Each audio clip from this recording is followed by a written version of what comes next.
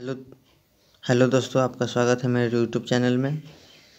हम निम्मी फीटर निम्मी MCQ series को start किए थे, उसका ये 14वां वीडियो है जो आज से सेकेंड सेमेस्टर हमारा स्टार्ट होगा। और फर्स्ट सेमेस्टर के 261 क्वेश्चन को हम 13 वीडियो में डिस्कस कर चुके हैं। यदि आपने नहीं देखा है तो प्लेलिस्ट बन चुका है, वहाँ आप जाके देख सकते हैं। और निम्मी के इसलिए हम स्टार्ट किए हैं कि अब सभी एग्जाम में 80% प्लस क्वेश्चन निम्मी से ही पूछे जाते हैं, इसलिए हम इसको स्टार्ट किए हैं।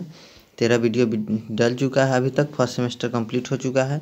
आज से हम सेकेंड सेमेस्टर को चालू कर देंगे, जो हमारा 14वां वीडियो आज से शुरू होगा। और पहली बार चैनल पर आए होंगे तो सब्सक्राइब कर दीजिएगा, लाइक कर दीजिएगा और अपने दोस्तों में शेयर कर दीजिएगा। चलिए हम स्टार्ट करते हैं 1 नंबर क्वेश्चन से। ये क्या दर्शा रहा है कि रिमर में एक्स के रूप में चिन्हित कोण का क्या नाम है। रिमर के एक्स के रूप में चिन्हित कोण का क्या नाम है, ये देखिए। ये जो हमारा दर्शा रहा है, ये हमारा क्या दर्शा रहा है। यहाँ से ये है इसके अंत ये हमारा रेक कोण होगा, फ्लूट कोण होगा, हेलिक्स कोण होगा या क्लियरेंस कोण होगा। तो ये हमारा क्या हो जाएगा, ये हमारा हेलिक्स एंगल हो जाएगा। ये हमारा हेलिक्स एंगल हो जाएगा सी। ये हमारा हेलिक्स एंगल हो जाएगा। चलिए नेक्स्ट की ओर चलते हैं हम। 2 नंबर, ड्रिल किए गए छेद को फिनिश करने की प्रक्रिया क्या है। Rhyming, spot facing, counter boring या काउंटर सिंकिंग। तो ड्रिल किए गए छेद को फिनिश करने की प्रक्रिया हमारी हो जाएगी रिमिंग। हमारी ए हो जाएगी रिमिंग। स्पॉट फेसिंग क्या है कि स्पॉट फेसिंग किसको कहते हैं हम। रिवेट को फ्लैट सीट प्रदान करता है स्पॉट फेसिंग हम किस टूल से करते हैं, तो स्पॉट फेसिंग हम फ्लाई कटर से करते हैं। और काउंटर बोरिंग क्या हमारा हो जाएगा, दिए गए छेद के बड़ा नीचे गहराई में बड़ा छेद करना है तो काउंटर बोरिंग हो जाएगा, जो सॉकेट हेड स्क्रू को स्थान देता है। जो हमारा सॉकेट हेड स्क्रू कैसा होता है, तो हमारा ऐसा होता है। हम आपको बता रहे हैं सॉकेट हेड स्क्रू कैसा होता है। ये हमारा सॉकेट हेड स्क्रू है। जैसे कि इतना एम का ड्रिल किया होगा, मतलब 10 एम है तो ये किया गया है। ये 12 एम करना है, 20 एम करना है ये, तो इसको हम काउंटर बोरिंग ऑपरेशन करते हैं। और काउंटर सिंकिंग किसको कहते हैं। काउंटर सिंकिंग ऐसा होता है, ऐसा होल बनाएगा, होल के सिरे को ऐसा करेगा, उसको काउंटर सिंकिंग करते हैं। चलिए इसका आंसर हो जाएगा ए। नेक्स्ट क्वेश्चन की ओर चलते हैं। क्यों हैंड रिमर के दांतों को असमान अंतराल होता है। चैटरिंग कम करने के लिए, अधिक धातु निकालने के लिए, दक्षता बढ़ाने के लिए, टूल का जीवन बढ़ाने के लिए। फिर से क्वेश्चन को देखते, क्यों हैंड रिमर के दांतों में असमान अंतराल होता है। तो ये क्वेश्चन NPCIL नरोरा में पूछा गया था इसी बार 2023 में। तो इसका क्या आंसर हो जाएगा, इसका आंसर चैटरिंग कम करने के लिए। असमान दांत का अंतर क्यों बनाया जाता है, तो चैटरिंग कम करने के लिए। ऑप्शन नंबर ए हो जाएगा इसका, चैटरिंग कम करने के लिए। NPCIL नरोरा में पूछा गया था। चलिए नेक्स्ट क्वेश्चन की ओर चलते हैं। नेक्स्ट क्वेश्चन है हमारा, ट्विस्ट ड्रिल में क्लियरेंस एंगल का क्या उद्देश्य है। ट्विस्ट ड्रिल में क्लियरेंस एंगल का क्या उद्देश्य है। अपशिष्ट छिद्रों को रोके या ओवर साइज छिद्रों को रोके, या किनारों के असमान कोण को रोके, या ड्रिल के किनारों को घर्षण होने से रोके। तो इसका क्या आंसर हो जाएगा, इसका आंसर हो जाएगा ड्रिल के किनारों को घर्षण से रोकने के लिए हम ट्विस्ट ड्रिल में क्लियरेंस एंगल देते हैं। चलिए तो इसका आंसर हो जाएगा डी। ट्विस्ट ड्रिल में क्लियरेंस एंगल देने का क्या उद्देश्य है, तो ड्रिल के किनारों को घर्षण से रोकने के लिए। चलिए अब नेक्स्ट हम 5 नंबर की ओर चलते हैं। 5 नंबर वेरी इंपॉर्टेंट है। हम इसमें एक क्वेश्चन में हम 4 क्वेश्चन को बताएंगे आप लोगों को। ये देखिए ये क्या कह रहा है, रिवीटिंग के लिए काउंटर सिंकिंग का कोण कितना होना चाहिए। काउंटर सिंकिंग का कोण कितना होना चाहिए, 75, 80, 90, 120। काउंटर सिंकिंग का कोण कितना होना चाहिए, तो ये हमारा होगा 75 डिग्री। 75 किसका होगा हमारा, काउंटर सिंकिंग का, काउंटर COUNTR काउंटर सिंकिंग का होगा। और 80 किसका होगा, 80 हमारा हो जाएगा सेल्फ से टैपिंग स्क्रू का। 80 हो जाएगा हमारा ये सेल्फ टैपिंग स्क्रू का। इसको आप लिखना चाहते हैं तो लिख सकते हैं। 80 हो जाएगा सेल्फ टैपिंग स्क्रू का। 80 हो जाएगा सेल्फ टैपिंग स्क्रू का। और 90 डिग्री जो हमारा है, ये काउंटर सिंक हेड स्क्रू या डिबरिंग के लिए किया जाता है। ये काउंटर सिंक हेड स्क्रू का एंगल होगा या डिबरिंग के लिए एंगल होगा 90 डिग्री। और 120 डिग्री जो हमारा है यह होगा chamfering end of hole of hot threading, मतलब चेम्फरिंग का होल का इंड 120 डिग्री पर किया जाएगा। तो फिर से हम बता देते हैं एक बार, 75 डिग्री किसके लिए होगा, काउंटर सिंकिंग के लिए होगा, 80 डिग्री होगा सेल्फ टैपिंग स्क्रू के लिए, और 90 डिग्री होगा काउंटर सिंकिंग हेड स्क्रू या डिबरिंग के लिए, और 120 डिग्री 120 डिग्री होगा चेम्फरिंग इंड ऑफ होल, मतलब होल के इंड में चेम्फर किया जाता है काउंटर सिंकिंग के लिए, उसके लिए 120 डिग्री का कोण हमारा होगा। चलिए, तो इसको 4 ऑप्शन को डिस्कस कर लिए हैं, इसका आंसर ए होगा। चलिए नेक्स्ट क्वेश्चन 6 नंबर की ओर हम चलते हैं। 6 नंबर में क्या कह रहा है कि ड्रिल करते समय ड्रिल ओवरहीट होने का क्या कारण है। ड्रिल करते समय ड्रिल ओवरहीट होने का क्या कारण है। ड्रिल सही ढंग से नहीं पकड़ी हुई है, कारखंड सही ढंग से नहीं पकड़ी हुई है, क्लीयरेंस एंगल सही नहीं है, या चिप्स के कारण फ्लूइड्स ब्लॉक हो गई है। तो इसका आंसर हो जाएगा क्लीयरेंस एंगल सही नहीं है। ड्रिल ओवरहीट इसलिए होता है कि क्लीयरेंस एंगल उसका सही नहीं होता है, तो ड्रिल ओवरहीट होता है। ऑप्शन नंबर सी चलिए सही है। हम नेक्स्ट क्वेश्चन की ओर चलते हैं। दी गई गहराई के लिए छिद्र को बड़ा करने वाला ऑपरेशन का क्या नाम है। हम पहले ही डिस्कस कर चुके हैं क्वेश्चन नंबर 2 में ही, लेकिन हम फिर इसको बताएंगे कि दी गई गहराई में छिद्र करने वाला ऑपरेशन क्या है। तो हमारा रिमिंग होगा, स्पॉट फेसिंग होगा, काउंटर बोर्डिंग है, काउंटर सिंकिंग है, तो हमारा सी हो जाएगा counter sinking, sorry counter boring. दी गई गहराई के लिए छिद्र को बड़ा करने वाला ऑपरेशन है हमारा काउंटर बोर्डिंग, और काउंटर सिंकिंग हो जाएगा सॉकेट हेड स्क्रू नहीं, सॉरी ये ऐसे वाले हेड स्क्रू को बैठाने के लिए काउंटर सिंकिंग, हेड स्क्रू बैठाने के लिए काउंटर सिंकिंग हम करते हैं। और स्पॉट फेसिंग किस लिए करते हैं। स्पॉट फेसिंग हम जॉब पर चपटा तल बनाने के लिए, फ्लैट बनाने के लिए करते हैं स्पॉट फेसिंग, हो जो हमारा फ्लाई कटर से होता है। और रिमिंग जानते हैं कि किए गए होल को परिशुद्धता करने के लिए रिमिंग करते हैं। तो इसका आंसर हो जाएगा सी काउंटर बोरिंग। चलिए नेक्स्ट क्वेश्चन को चलते हैं। यदि ड्रिल क्लियरेंस कोण अधिक है तो क्या होगा। ड्रिल क्लियरेंस कोण अधिक है तो क्या होगा। कटिंग एज ब्लंट होगा, कटिंग एज तेज नहीं होगी, कटिंग एज कमज़ोर हो जाएगा, या कटिंग एज मटेरियल नहीं काटेगी। जिसका क्या आंसर हो जाएगा, इसका आंसर होगा कटिंग एज कमज़ोर हो जाएगा, क्योंकि ड्रिल का क्लियरेंस हमको ज़्यादा देंगे तो हमारा कटिंग एंगल कमज़ोर हो जाएगा। अगर क्लियरेंस एंगल सही नहीं होगा तो ड्रिल हमारा ओवरहीट करेगा। ऑप्शन नंबर सी इसका है। चलिए नेक्स्ट क्वेश्चन की ओर चलते हैं। यदि ड्रिलिंग के दौरान स्पिंडल केंद्र से बाहर चल रहा है तो क्या होगा। यदि ड्रिलिंग के दौरान स्पिंडल केंद्र बाहर चल रहा है तो क्या होगा। ड्रिल टूट जाएगा, ड्रिल अधिक गर्म होगा, या ड्रिल रफ होल बनाएगा, अधिक आकार के छेद बना सकता है।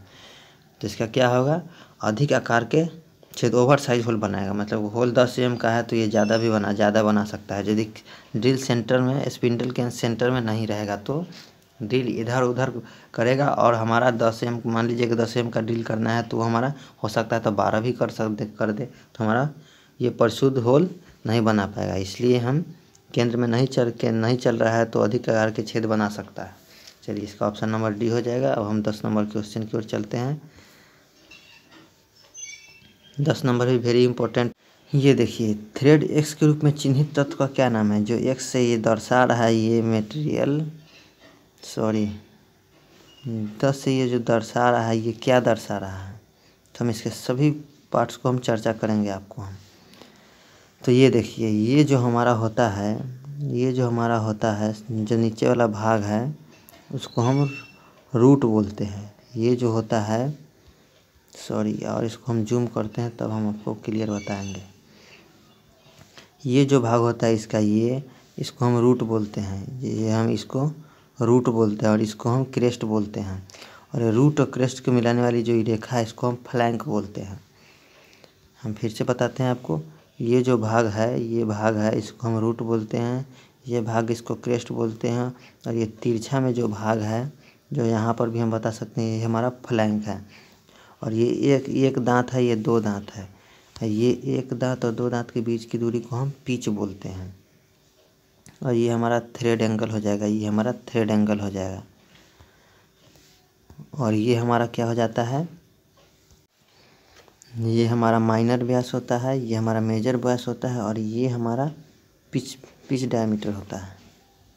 तो हम इसके सभी पार्ट का चर्चा कर लिए। तो क्या कह रहा है, ये एक्स क्या है, तो ये एक्स क्या है, ये दो दांतों के बीच की दूरी है, तो इसको हम पिच बोलते हैं, इसको हम पिच बोलते हैं। ऑप्शन नंबर इसका सी सही होगा, पिच बोलते हैं। चलिए नेक्स्ट क्वेश्चन पर चलते हैं। चलिए अब 11 नंबर क्वेश्चन से डिस्कस करेंगे कि ग्राइंडिंग व्हील जिसका विनिर्देशन, ये ग्राइंडिंग व्हील में स्पेसिफिकेशन क्या है, 32A4 46 88 भी क्या है। तो हम इसके सभी पार्ट को चर्चा करते हैं। 32 क्या है, तो ये 32 क्या है, ये कंपनी द्वारा दिए गए एब्रेसिव नंबर को इंगित करता है। और ए क्या है, तो ये हमारा एल्युमिनियम ऑक्साइड है, ये हमारा एल्युमिनियम ऑक्साइड है। और 46 जो हमारा ग्रेन साइज है जो मीडियम है। और एच जो हमारा क्या कहता है, एच जो हमारा है वो ग्रेड इंगित करता है। ग्रेन 46 ग्रेन साइज हो जाएगा, एच हमारा ग्रेड को इंगित करेगा जो सॉफ्ट है, और 8 हमारा स्ट्रक्चर है, और भी हमारा विट्रीफाइड बॉन्ड है। तो फिर से हम बताते हैं कि 32 क्या है, तो 32 हमारा कंपनी द्वारा एब्रेसिव नंबर है। ए हमारा एल्युमिनियम ऑक्साइड है जो एब्रेसिव को दर्शाता है। 46 हमारा ग्रेन साइज को दर्शाता है। और एच हमारा क्या दर्शाता है, एच हमारा दर्शाता है ग्रेड को जो हमारा सॉफ्ट है। और 8 दर्शाता है हमारा स्ट्रक्चर को, और भी हमारा विट्रीफाइड बॉन्ड को दर्शाता है। तो इस क्वेश्चन में दिया गया तो ए क्या दर्शाता है, तो ये हमारा क्या दर्शाता है, ए एल्युमिनियम ऑक्साइड क्या है, तो हमारा एब्रेसिव है। तो एब्रेसिव में टाइप ऑफ एब्रेसिव डी हो जाएगा। 11 नंबर।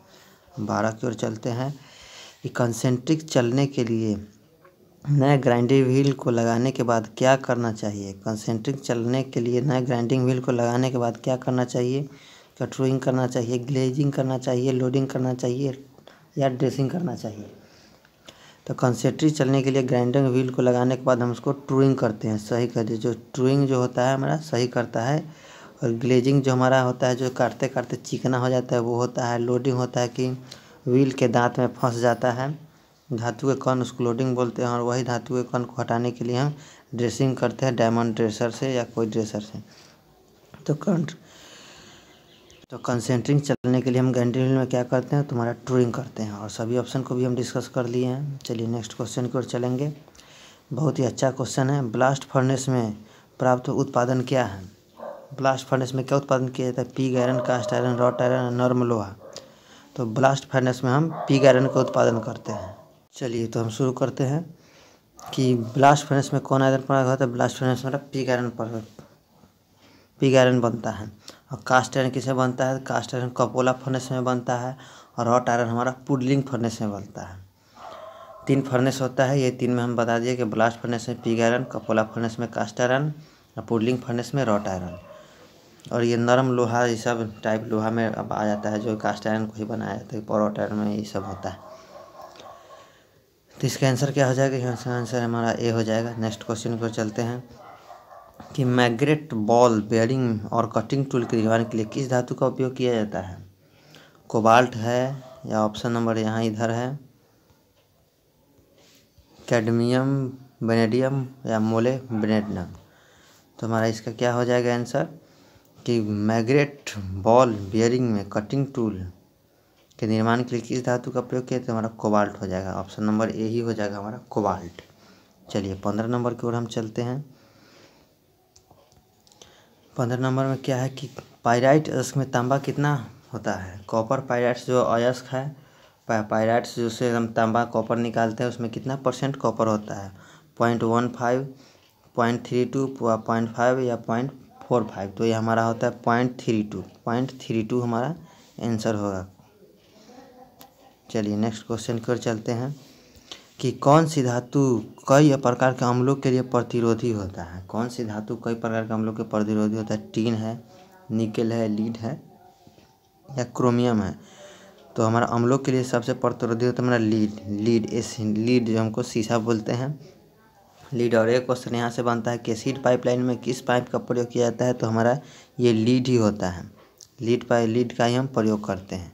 चलिए नेक्स्ट क्वेश्चन की ओर चलते हैं। इसका ऑप्शन नंबर सी हो जाएगा लीड। नेक्स्ट की ओर चलते हैं। टेलीस्कोपिंग गेज का क्या उपयोग है। टेलीस्कोपिंग गेज का क्या उपयोग है? गहराई मापने के लिए, कोण आयाम को मापने के लिए, कोणीय आयाम को मापने के लिए, छेद स्लॉट को मापने के लिए। तो हम जानते हैं कि टेलीस्कोपिंग गेज जो होता है इनडायरेक्ट मेजरमेंट करता है, तो हमारा छेद और स्लॉट के आकार को जानेगा, इनडायरेक्ट मेजरमेंट करेगा और उसको हम स्टील रूल पर ट्रांसफ़र करेंगे, या हम उसको वर्नियर कैलिपर पर ट्रांसफ़र करके उसको हम साइज को जानते हैं। और टेलीस्कोपिंग गेज की न्यूनतम माप कितना होता है? तो न्यूनतम माप इसका होता है 12.7 mm। इसको हम 13 mm बोल सकते हैं, इसको हम 13 mm बोल सकते हैं। ज़्यादातर एग्जाम में ये 13 mm पूछा होता है कि टेलीस्कोपिंग गेज का न्यूनतम माप कितना है, तो ये 13 mm होता है। और इससे कम के नापने के लिए किसका उपयोग करते हैं? तो स्मॉल पिन होल गेज होता है, उसको हम यूज करते हैं। तो इस टेलीस्कोपिंग गेज का न्यूनतम माप हो जाएगा 13 mm। चलिए नेक्स्ट क्वेश्चन की ओर चलते हैं। 18 नंबर, ये क्या कह रहा है कि सतह के पास टूटे हुए स्टड को निकालने की कौन सी विधि है? तो सतह के पास इजी आउट विधि है, ड्रिल होल विधि है, या प्रिक पंच विधि है, वर्गाकार टेपर पंच का उपयोग करके। तो सतह के पास टूटे स्टड को निकालने के लिए हम प्रिक पंच विधि का प्रयोग करते हैं, ऑप्शन नंबर सी। चलिए 19 नंबर की ओर चलते हैं। काउंटर सिंक हेड स्क्रू का कोण कितना है? तो हम इसको शुरू में ही डिस्कस कर चुके। काउंटर सिंक हेड स्क्रू का एंगल हमारा 90 डिग्री होगा, 90 डिग्री। 120 डिग्री उसके होल का होता है। जो चेम्फरिंग काउंटर सिंकिंग होल जो होता है उसका 120 डिग्री होता है। चलिए नेक्स्ट क्वेश्चन की ओर चलते हैं। 20 नंबर, ये 20 नंबर आज का लास्ट है। ये देखिए, ये एक्स के पास जो दर्शा रहा है ये लाइन यहाँ से और यहाँ से, ये हमारा कौन एंगल हो जाएगा? कि chisel angle, rake angle, point angle, या clearance angle, lip clearance angle. तो ये हमारा लिप क्लियरेंस एंगल है। पॉइंट एंगल हमारा यहाँ होता है, पॉइंट हमारा एंगल यहाँ होता है। रेक एंगल हमारा यहाँ ये वाला होता है। और यही होता है हमारा डी नंबर जो यहाँ दर्शाया गया है, ये हमारा होता है lip clearance angle, D, option number D, lip clearance angle. चलिए आज के हम 20 क्वेश्चन के टारगेट को 20 क्वेश्चन को करा दिए हैं। अब अगले वीडियो में 21 नंबर यहाँ से स्टार्ट करेंगे, 21 नंबर से। और ये हमारा सेकेंड सेमेस्टर का आज स्टार्ट हुआ है। सेकेंड सेमेस्टर आज हमारा स्टार्ट हुआ है, 14वां वीडियो है। और फर्स्ट सेमेस्टर में हम 13 वीडियो में डिस्कस कर चुके हैं।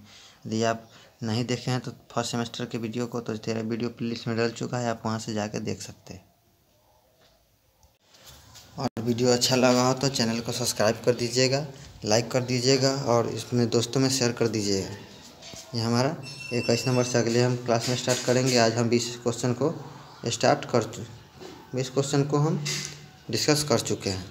तो वीडियो लास्ट तक देखने के लिए धन्यवाद। चैनल पर पहली बार है तो सब्सक्राइब कर दीजिएगा।